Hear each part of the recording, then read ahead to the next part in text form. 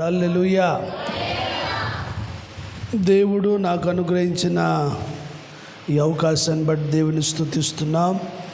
ఈ రాత్రి స్థలానికి ఆహ్వానించిన దేవుని సేవకులు కృపా డానియల్ గారు, వారి కుటుంబానికి, కృపా మేరీ అమ్మగారికి ప్రత్యేకమైన వందనాలు తెలియపరుస్తున్నాం. అలాగే చేరి వచ్చిన మీ అందరికి కూడా వందనాలు.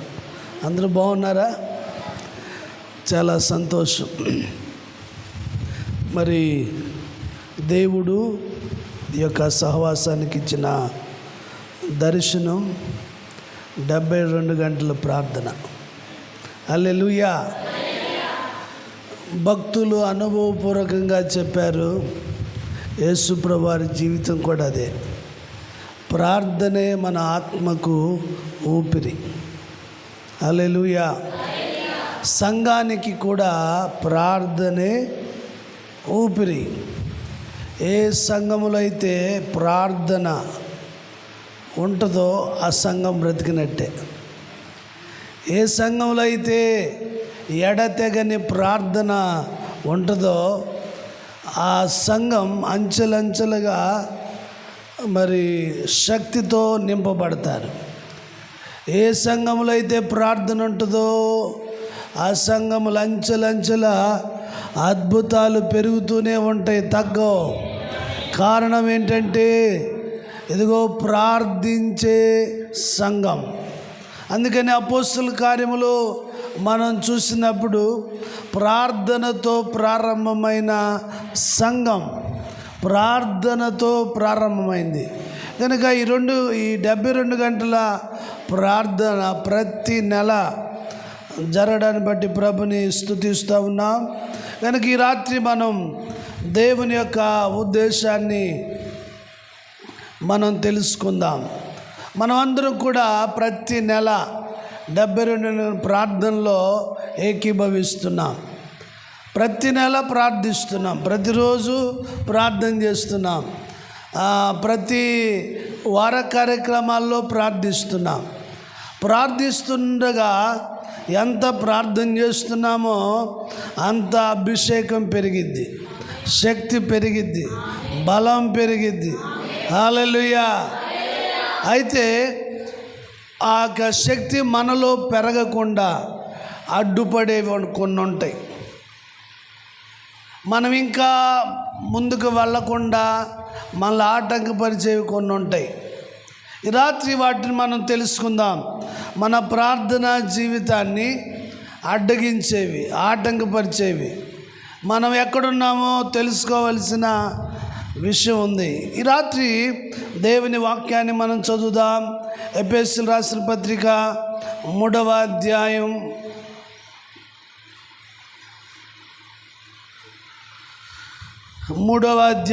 15వ వచనాన్ని చదువుకుందాం. మీరు అంతరంగ పురుషుని యందు శక్తి కలిగి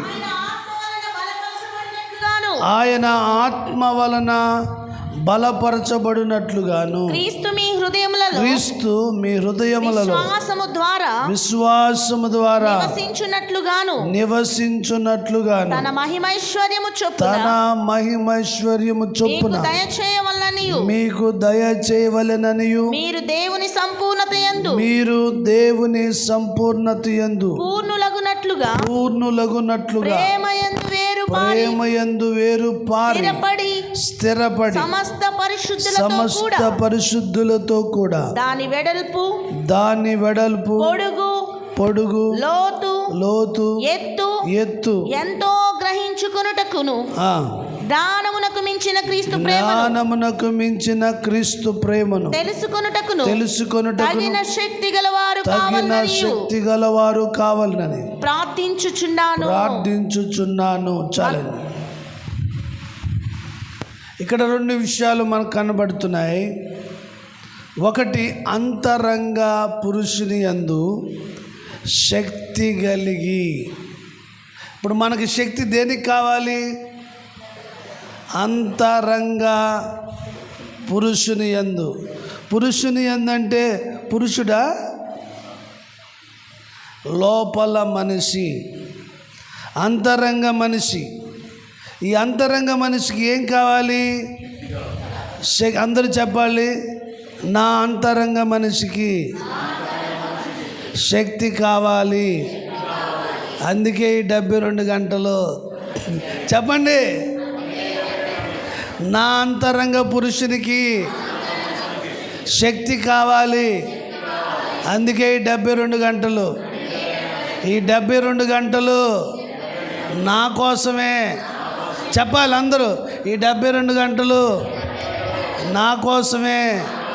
నేను శక్తి పొందడానికి, నేను బలం పొందడానికి, నేను శక్తి పొందడానికి, నేను బలం పొందడానికి నా అంతరంగ పురుషుని యందు శక్తి కలిగి ఆత్మ వలన బలపరచబడడానికి ఈ 72 గంటలు. హల్లెలూయా. అమ్మాయి అయిపోయింది ప్రార్థన. అంతరంగ పురుషుని యందు శక్తి కలిగి ఆత్మ వలన బలపరచబడాలి. మన అంతరంగ మనిషికి ఏం కావాలి? శక్తి కావాలి. ఆ శక్తి దేని ద్వారా కలుగుతుంది? ఆత్మ వలన.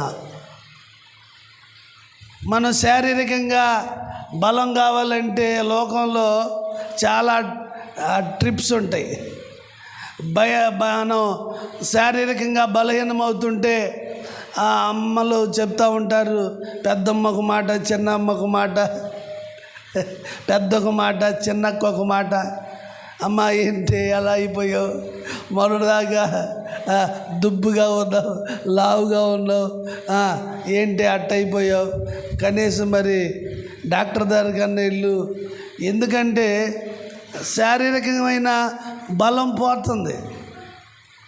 మనం శారీరకమైన వాటి మీదే మనం మనసు పెడుతున్నాం. లోపలున్న మనిషి మీద శక్తి పెట్టడానికి, దృష్టి పెట్టడానికి, మన లోపల మనిషి ఎలా ఉన్నాడో సరి చేసుకునే 72 గంటలు ఇది. లోపల మనిషికి శక్తి కావాలి. ఆ శక్తి ఆత్మ వలన అని వ్రాయబడి ఉంది. ఆత్మ వలన మన అంతరంగ మనిషికి బలం వస్తుంది, శక్తి వస్తుంది. ఆత్మ వలన అనగా పరిశుద్ధాత్మ దేవుడు. హల్లెలూయా, హల్లెలూయా. అందుకనే 19వ వచనంలో ఆయన రాస్తూ అంటున్న మాట, తగిన శక్తి గలవారు కావాలనని ప్రార్థించుచున్నాను. తగిన శక్తి గలవారు. నిన్నటి దినాన్ని నిన్నటికే తిన్నది కూడా జీర్ణమైపోవాలి. నిన్నటి తిన్నది నిన్న, ఈరోజు తిన్నది. అలాగే మనకి అనుదిన జీవితంలో మనకి శక్తి కావాలి. అనుదిన శక్తి పరిశుద్ధాత్మ దేవుడు మనకి ఇస్తాడు. ఆత్మ ద్వారా మనం బలపరచబడాలి.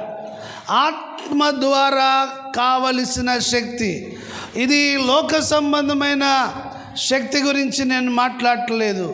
మన ఆత్మకు శక్తి కావాలి, మన లోపల మనిషికి శక్తి కావాలి. ఆ శక్తి పరిశుద్ధాత్మ ద్వారా మనకు కలుగుతుంది. అందుకనే అపోస్తల కార్యములు 1వ అధ్యాయం 8వ వచనంలో వ్రాయబడిన మాట, అయినను పరిశుద్ధాత్మ మీ మీదకి వచ్చినప్పుడు మీరు శక్తి నొందెదరు. హల్లెలూయా. కనుక పరిశుద్ధాత్మ ఆయన దేవుడు.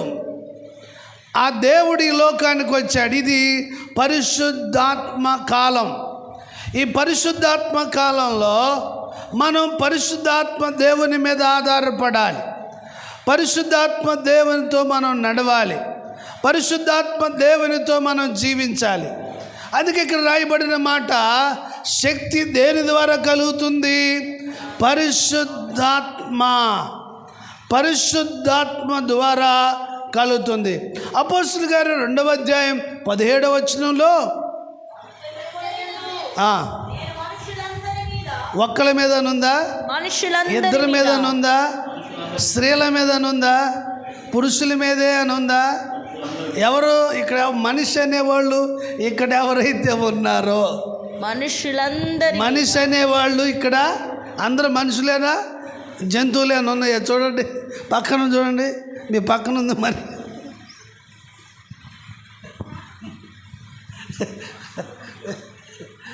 చెక్ చేయండి, మీ పక్కన కూర్చుంది మనిషేనా? చెక్ చేసుకోండి ఒకసారి. పైకి పక్కన చూడమని పైకి చూస్తున్నారు. మీ పక్కన ఉంది మనిషేనా? అమ్మయ్య, అట్లా అన్న గుర్తుపట్టారు, మీకు దర్శనాలు వచ్చేసినట్టే. హల్లెలూయా. కనుక పరిశుద్ధాత్మ ద్వారా మనం శక్తిని పొందుకుంటాం. అందుకే ఇక్కడ రాయబడిన మాట, మనుషులు అందరి మీద నా ఆత్మను కుమ్మరించెదను అని రాయబడి ఉంది. ఇదే అపోస్తలుల కార్యం 2వ అధ్యాయం 4వ వచనం చదువుదాం. పరిశుద్ధాత్మతో నిండిన వారై, అందరూ పరిశుద్ధాత్మతో నిండిన వారై, ఆత్మ వారికి వాక్శక్తి అనుగ్రహించిన కొలది, వారికి వాక్శక్తి అనుగ్రహించిన కొలది అన్య భాషలతో మాట్లాడసాగిరి. హల్లెలూయా. వాళ్ళు దేంతో నింపబడ్డారు? పరిశుద్ధాత్మ చేత నింపబడిన అనుభవం మనకు కావాలి. దానినే పరిశుద్ధాత్మ కుమ్మరింపు. పరిశుద్ధాత్మతో నింపబడడం, ఆత్మతో నింపబడాలి. ఆత్మదేవుడు మనకు కావాలి, ఆత్మదేవుడు మనకు అవసరం. ఆ ఆత్మదేవుడు మనము ఈ లోకంలో బ్రతకడానికి తగిన శక్తిని ఇస్తాడు. హల్లెలూయా. లోక సంబంధమైన శక్తి వేరు, లోకములో ఉన్న శక్తి వల్ల మనకు ప్రయోజనము కాదు. ఇదిగో ఆత్మ శక్తి కావాలి.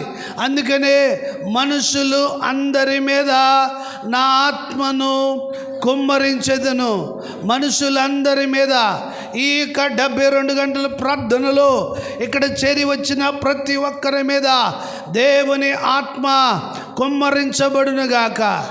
చిన్న బిడ్డల మీద కుమ్మరించబడునుగాక, యవన బిడ్డల మీద కుమ్మరించబడునుగాక, పురుషులందరి మీద దేవుని ఆత్మ కుమ్మరించబడునుగాక, స్త్రీలందరి మీద దేవుని ఆత్మ కుమ్మరించబడునుగాక. ఈ 72 గంటల ప్రార్థన ఉద్దేశం, నీవు ఆత్మతో నింపబడాలి. ఆత్మ బలములో నీకు కావాలి, ఆత్మ బలం నీకు కావాలి, ఆత్మశక్తి నీకు కావాలి. లోక సంబంధమైన బలం వల్ల ప్రయోజనం లేదు. దేవుడు నీకు సహాయం చేయాలి, దేవుడు నీకు సహాయం చేయాలి. అందుకనే అపోస్తలుల కార్యం 2వ అధ్యాయం 4వ వచనంలో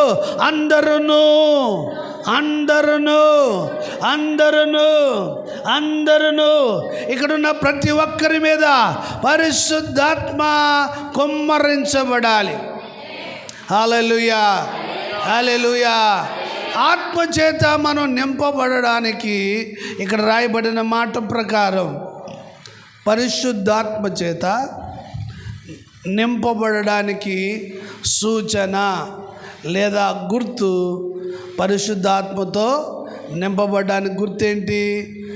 అందరూ అన్య భాషలతో మాట్లాడసాగిరి. హల్లెలూయా, హల్లెలూయా. కనుక మనము శక్తి గలవారు కావాలంటే మన అంతరంగ పురుషుడు బలపరచబడాలంటే మనం ఇందాక చదువుకున్న ఎఫెసీలో ఆత్మ వలన అని వ్రాయబడి ఉన్నది.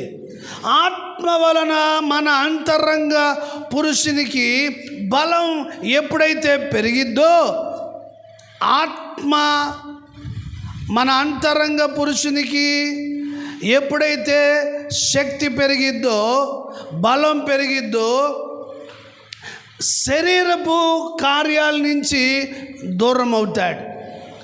లోక సంబంధమైన ఆచారాల నుండి, లోక సంబంధమైన పద్ధతుల నుండి, లోక సంబంధమైన వాటి నుంచి మనం దూరం అవ్వాలి అంటే మనం పరిశుద్ధాత్మతో నింపబడాలి. పరిశుద్ధాత్మతో నింపబడడానికి సూచన, గుర్తు అన్య భాషలతో మాట్లాడసాగిరి. హల్లెలూయా, హల్లెలూయా. పరిశుద్ధాత్మ కుమ్మరింపు ద్వారా, పరిశుద్ధాత్మతో నింపబడడం ద్వారా మనము అన్య భాషల్లో మాట్లాడతాం. హల్లెలూయా. ఈ అన్య భాషల్లో మాట్లాడడం ద్వారా ప్రతిరోజు మన ఆత్మకి బలం పెరిగిద్ది, బలం పెరిగిద్ది. లోపల మనిషికి అంతర్య పురుషుడు, అంతరంగ మనిషి లోపల బలం పెరగాలి. ఆ బలం పెరగాలంటే పరిశుద్ధాత్మతో నింపబడాలి. ఇక్కడ ఇంకా ఎవరైనా సరే పరిశుద్ధాత్మ నింపుదల, పరిశుద్ధాత్మ పొందని వారు మీరు అడగాలి. వాళ్ళు ఎవరో పాటలు పాడుతుంటే మీరు వాళ్ళకి చూసి టైం వేస్ట్ చేయడం కాదు. మీలో ఒక ఆశ రావాలి, మీలో ఒక తపన రావాలి, మీలో ఒక మార్పు రావాలి. అయ్యా మీ ఆత్మతో నన్ను నింపయ్యా, మీ ఆత్మతో నన్ను నింపయ్యా, మీ ఆత్మతో నన్ను నింపయ్యా అని రావాలి. మరి నేను కూడా పెంతెకోస్తు సంఘంలో పెరిగాను కాబట్టి మా చిన్నప్పుడు ఆత్మ అంటే డ్రమ్ము కొట్టాలి, కొట్టి కొట్టి కొట్టి వాళ్ళు అలాంటిగా ఉంటారు, వాళ్ళు అలాగే ఉంటారు. డ్రమ్ము మాత్రం కొట్టి కొట్టి ఆ డ్రమ్ విరిగిపోయేది. కానీ ఇక్కడ మరి ఆత్మకార్యం జరగడానికి నీ హృదయాన్ని ఇవ్వాలి, నీలో ఆశ పుట్టాలి. కానీ అందరూ పరిశుద్ధాత్మ పొందుకునేవాళ్ళు, నేను అలాగే చూసేవాడు. అయ్యా ఆత్మనివ్వయ్యా, అయ్యా ఆత్మనివ్వయ్యా అని. ఇంకా ఆ డ్రమ్ము కొట్టడం అయిపోగానే ఆత్మ అయిపోయినట్టు, డ్రమ్ము కొట్టడం అయిపోగానే ఆత్మ అయిపోయినట్టు. మళ్ళీ ఆత్మ పొందాలంటే ఎప్పుడు దాకా ఆగాలి? మళ్ళీ డ్రమ్ము కొట్టాలంటే చర్చికి రావాలి, చర్చికి రావాలి. బైబిల్లో అలా రాయబడలేదు. పరిశుద్ధాత్మ మనలోకి వచ్చినాక ఆయన మనలో ఉంటానన్నాడు. చూడండి, యోహాను సువార్త 14వ అధ్యాయం 17వ వచనం.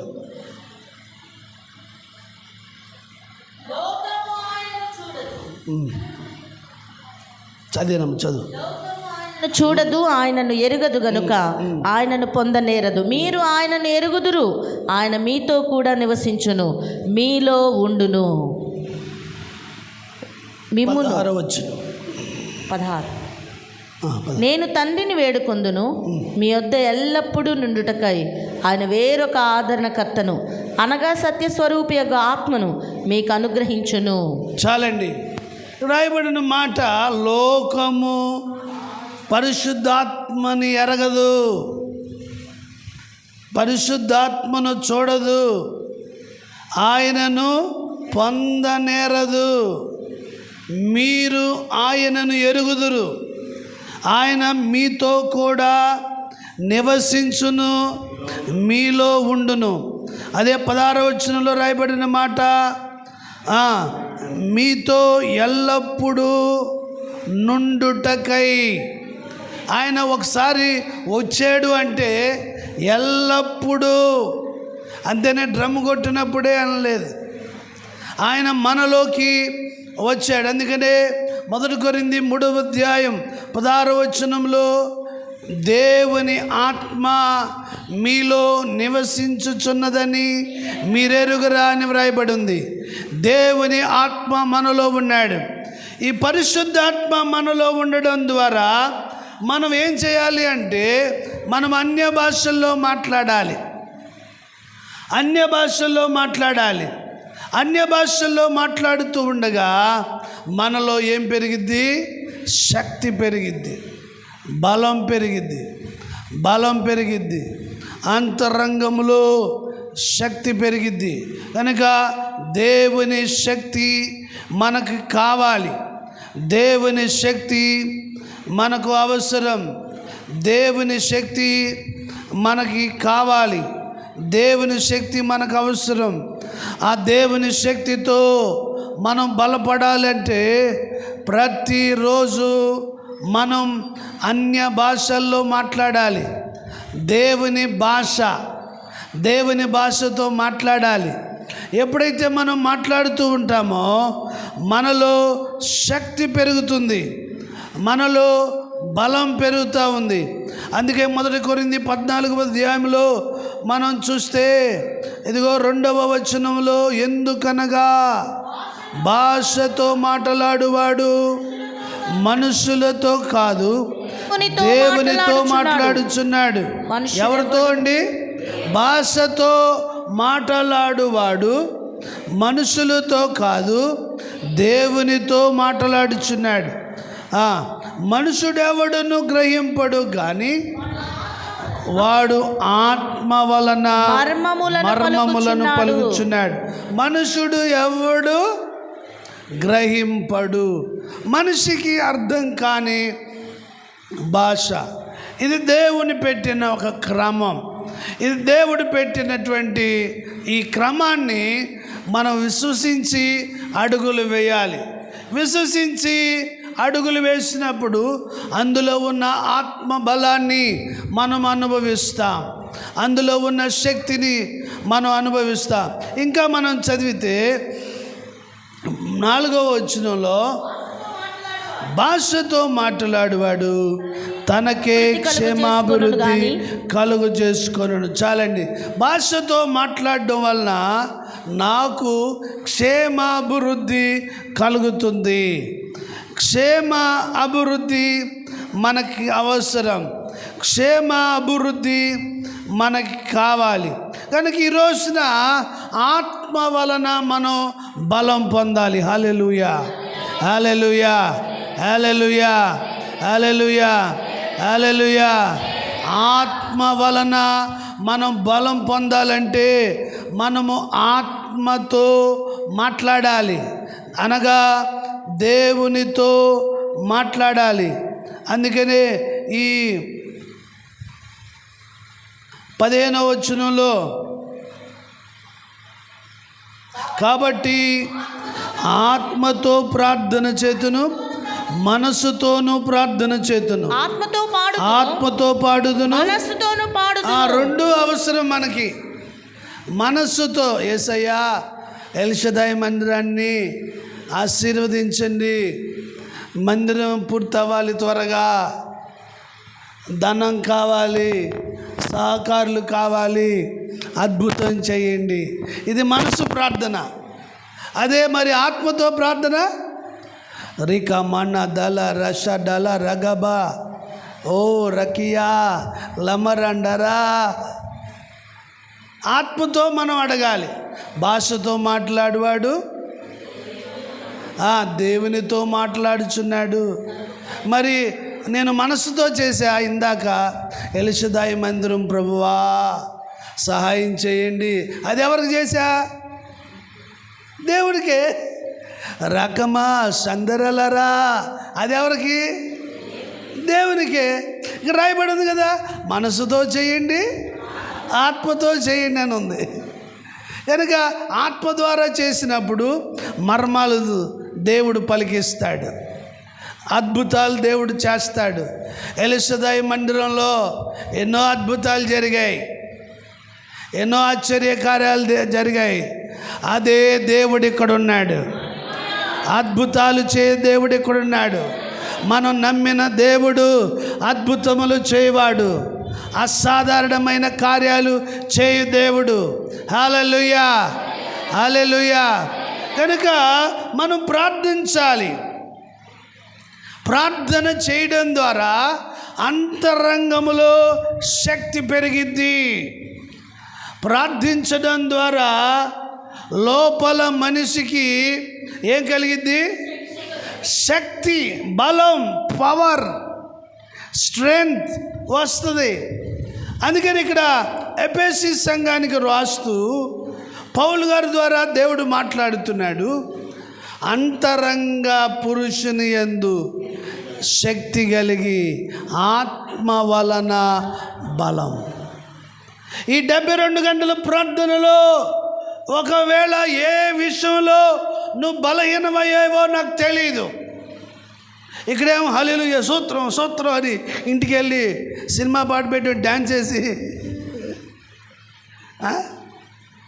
సీరియల్ పెట్టుకుని డ్యాన్సులు వేసి సినిమా పాటలు విని అలా ఉన్నారు అంటలా నేను.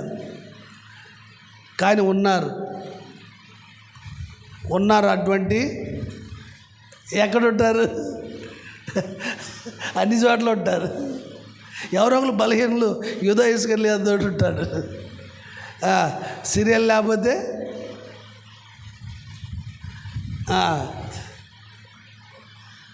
కనుక వాటి మీద మనం జయం పొందాలి. వాటి మీద జయం పొందాలంటే ఆత్మ వలన బలం కావాలి. అందుకనే భక్తుడు రాస్తున్నాడు, గల్తీలు రాసిన పత్రిక 5వ అధ్యాయం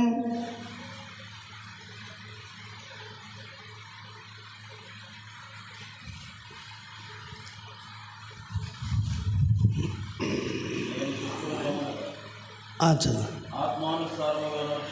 నేను చెప్పునదేమనగా 16వ వచనం, ఆత్మానుసారముగా నడుచుకొనుడి, అప్పుడు మీరు శరీరేచ్ఛను నెరవేర్చరు. 18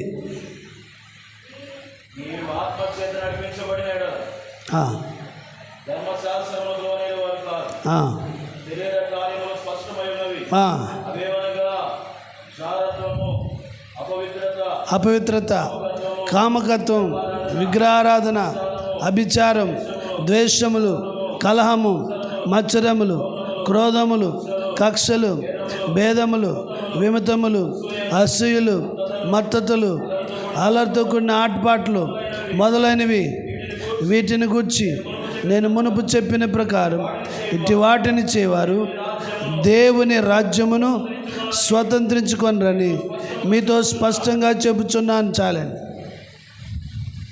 ఇప్పుడు మన ఆత్మలో బలం కావాలి, లోపల మనిషికి బలం కావాలి. అప్పుడు బయట ఉండే శరీరం దాన్ని ఏమన్నారంటే శరీరేచ్ఛ,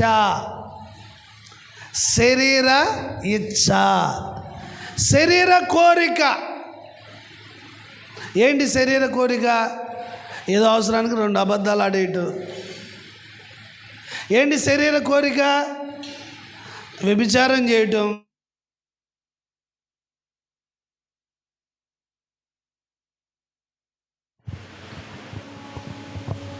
శరీర కోరిక ఏంటి? అక్రమ సంబంధంలో ఉండడం.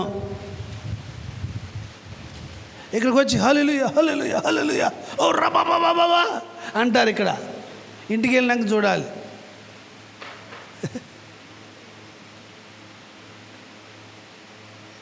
ఇక్కడ ఏమనుంది? ఆత్మ వలన బలం కలిగి, ఎప్పుడైతే ఆత్మ బలం ఉంటుందో శరీరాన్ని జయిస్తాం. అందుకే ఇక్కడ రాయబడిన మాట శరీర కార్యములు. అందరూ చెప్పండి, శరీర కార్యములు. శరీర కార్యములు ఉంటే ఆత్మకార్యాలు కూడా ఉండాలిగా, అవునా? 25 వచ్చి మనము ఆత్మను అనుసరించి జీవించు వారమైతిమా, ఆత్మను అనుసరించి క్రమముగా నడుచుకుందాము. హల్లెలూయా. ఆత్మదేవుడు నీ శరీరాన్ని ఏం చేస్తాడు? క్రమపరుస్తాడు.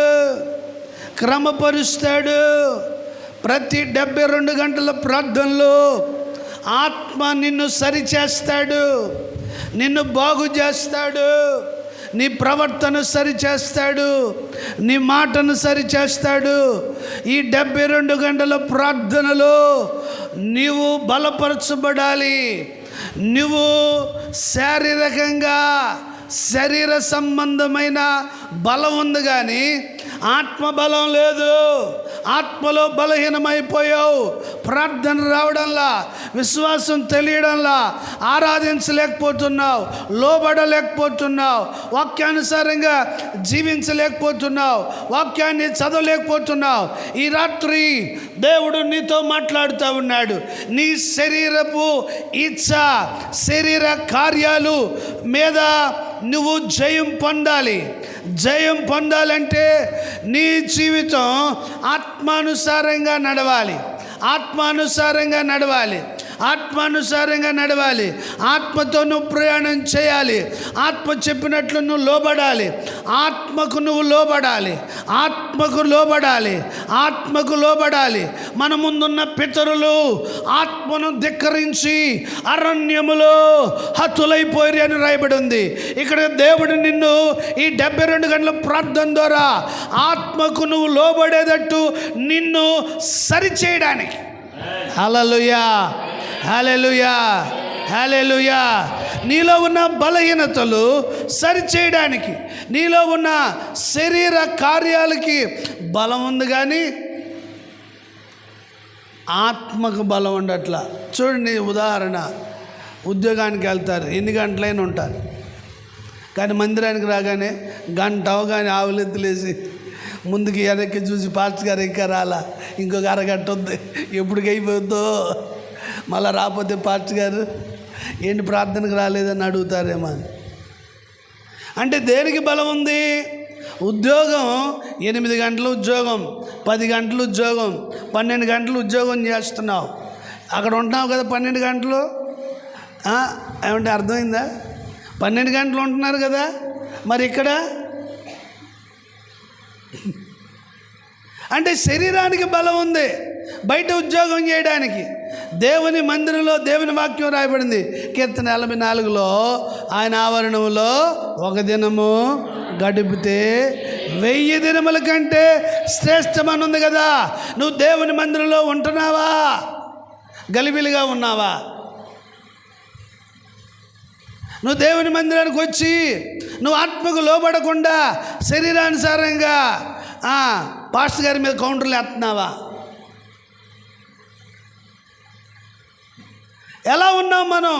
కనుక ఈ 72 గంటల ప్రార్థన ద్వారా మన శరీర కార్యాలను, శరీర ఇచ్చను, ఇక్కడ రాయబడిన మాట శరీర కార్యాలు, శరీర కార్యాలలో వాటి మీద మనం జయం పొందాలి, జయం పొందాలి. అందుకనే 1 యోహాను 3వ అధ్యాయం 8వ వచనం చదువుదాం.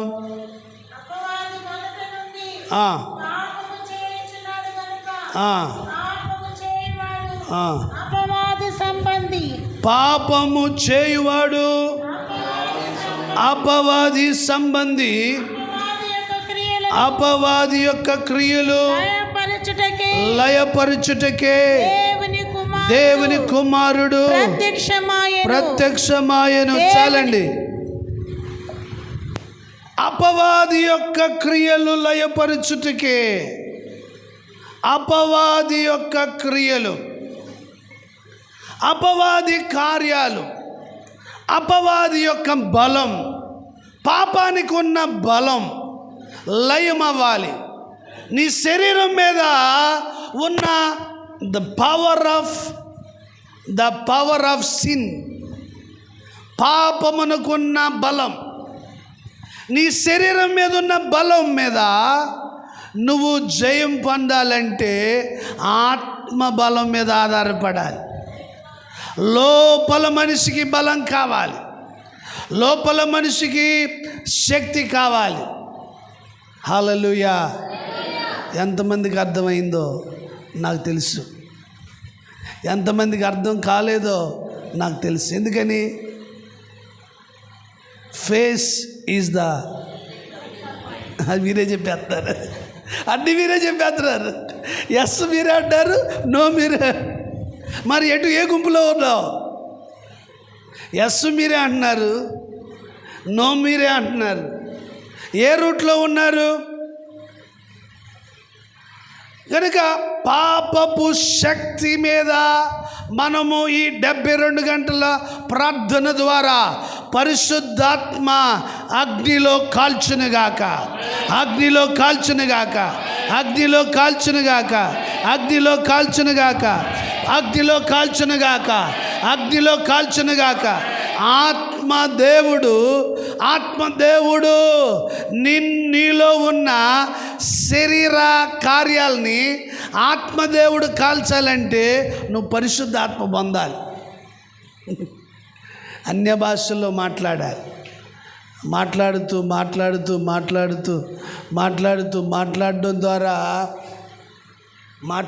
ద్వారా పరిశుద్ధాత్మ దేవుడు నీలో పనిచేస్తాడు.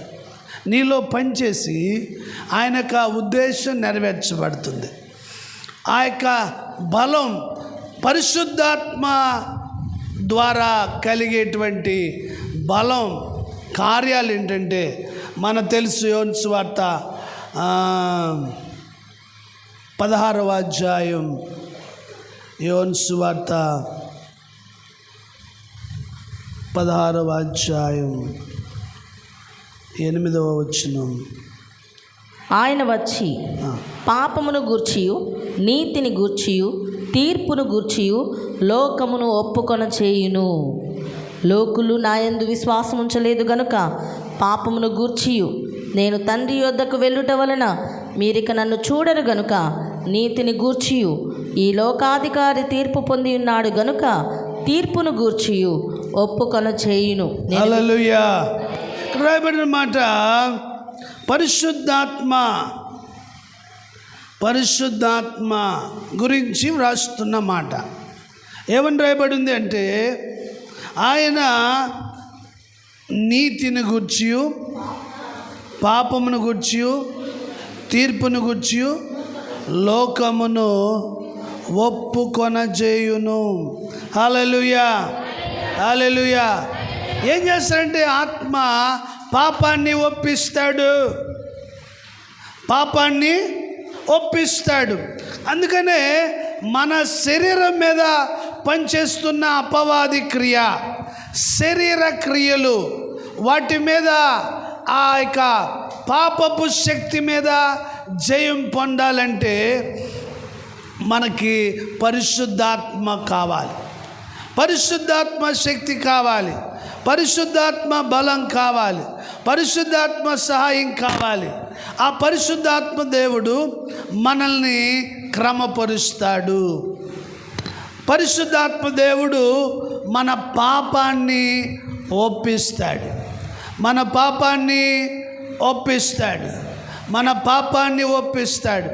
ఇలా ఎన్నో సాక్ష్యాలు ఎలిషదాయి మందిరంలో ఉన్నాయి. ఎంతోమంది వారు చేసిన తప్పులను ఒప్పుకున్న వాళ్ళు ఉన్నారు. ఎంతోమంది వారి యొక్క పాపాన్ని విడిచిపెట్టిన వాళ్ళు ఉన్నారు. కనుక ఈ రాత్రి ఈ 72 గంటల ప్రార్థన ద్వారా నీలో ఉన్న పాపపు శక్తి, ఈ పాపపు శక్తిని దేవుని ఆత్మబలం ద్వారా జయం పొందాలి. జయం పొందాలంటే నువ్వేం చేయాలి? ఆత్మ సహాయం కోరుకోవాలి. ఆత్మ సహాయం మనకు కావాలి. శారీరకంగా మనం ప్రార్థన చేయలేం. ఎంతసేపు చేస్తాం? స్తోత్రం ఒక అరగంట చేస్తాం, అంతకుమించి చేయలేం. నిద్ర వస్తుంది, లేకపోతే మన చేతిలో వైకుంఠపురోదుగా ఏంటిది, ఇక దాని వైకుంఠపురంలో ప్రయాణం చేస్తూ ఉంటాం. అమ్మ ఏం చేస్తున్నా అంటే ప్రార్థన. ఎక్కడ? సెల్ఫోన్లో వైకుంఠపురంలో విహరిస్తూ ఉన్నారు. అమ్మ ఏం చేస్తున్నా?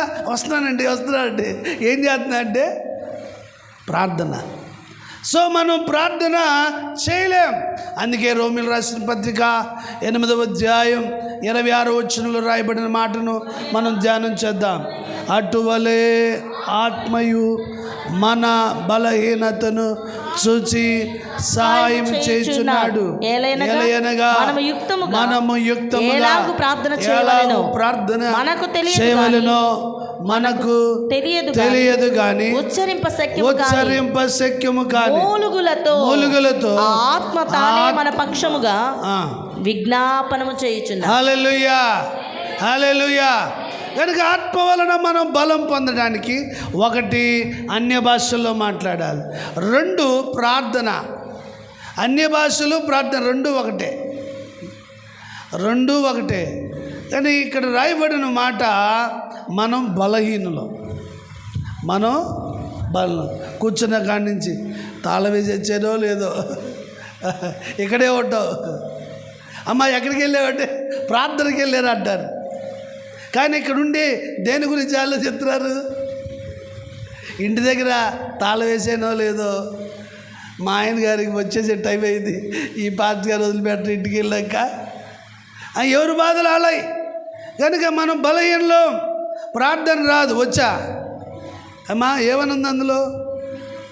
అటువలే యుక్తముగా ఎలాగూ ప్రార్థన చేయవలనో మనకు తెలీదు. యుక్తంగా ఎలా ప్రార్థన చేయాలో తెలీదు. మామూలుగా మిమ్మల్ని ఎవరైనా అడిగారు అనుకో, అమ్మ ప్రార్థన చేయడం వచ్చా అంటే వచ్చని అంటాం.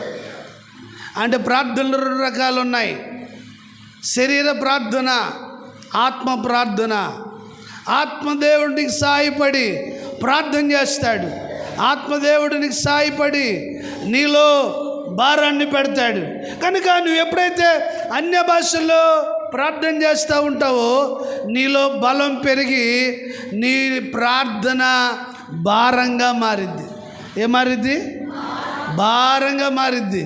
భారంగా మారింది అనడానికి కారణం ఏంటంటే, నువ్వు అమ్మ అయిపోయిందమ్మ ప్రార్థన అంటే ఇంకొక అరగంట చేసుకుని వెళ్తానండి అనిపించింది. ఆత్మదేవుడు ఏం చేస్తాడు? ప్రార్థన పెంచుతాడు. తర్వాత భారంగా ప్రార్థింప చేస్తాడు. మనం ప్రార్థన చేస్తుండగానే మనకు తెలియకుండా దుఃఖం వచ్చేస్తుంది, ఏడుస్తూ ఉంటాం. ప్రభువా ఈ మహానాడిని రక్షించయ్యా, ఈ మహానాడిని రక్షించయ్యా. అయ్యో ఎందరో నరకానికి వెళ్ళిపోయారు, ఇప్పుడున్న వాళ్ళు నరకానికి వెళ్ళకూడదయ్యా, ఇప్పుడున్న వాళ్ళు నరకానికి వెళ్ళకూడదయ్యా అని ప్రార్థన మారిపోద్ది. భారం పెరిగిద్ది. ఒక ప్రశ్న అడిగిన, ఎన్ని 72 గంటల ప్రార్థనలో నువ్వు పాల్గొంటున్నావు? నిజంగా నీవు ప్రార్థన అంటే నీలో భారం ఏమైనా పెరుగుతుందా? ఆత్మదేవుడు నీకు యుక్తంగా ప్రార్థించడానికి సహాయం చేసే రెండవది ఏంటంటే, నువ్వు కన్నీరు కార్చి ప్రార్థిస్తావు, వేదంతో ప్రార్థిస్తావు. అయ్యా ఈ మహానాడులో యవనస్తులు చాలామంది పాడైపోయారు. ఈ సంవత్సరం సిబిసిలో ఒక బాబు వచ్చాడు. ఆ బాబుకి 10 సంవత్సరాలు. ఎన్ని సంవత్సరాలు? 10 సంవత్సరాల అబ్బాయి. ఆయన అలవాటు ఏంటంటే డ్రగ్స్. ఎన్ని సంవత్సరాల అబ్బాయి? 10 సంవత్సరాల అబ్బాయి. ఇదివరకు డ్రగ్స్ అంటే యవనస్తులు 18 దాటినాక తీసుకునేవాళ్ళు. ఇప్పుడు వాళ్ళు కాదు, ఎవరు? 10 సంవత్సరాల అబ్బాయి అంటే ఏమండి, ఆ మాట నా కాడి నుంచి నేను తట్టుకోలేకపోతున్నా. దుఃఖం వస్తుంది, భారం పెరుగుతుంది. కనుక రెండవ అనుభవం ఏంటంటే, మనం ప్రార్థిస్తున్న కొలది ఆత్మ వలన బలం. రెండవ గుర్తు ఏంటంటే, నీ ఆత్మలో భారం పెరిగిద్ది.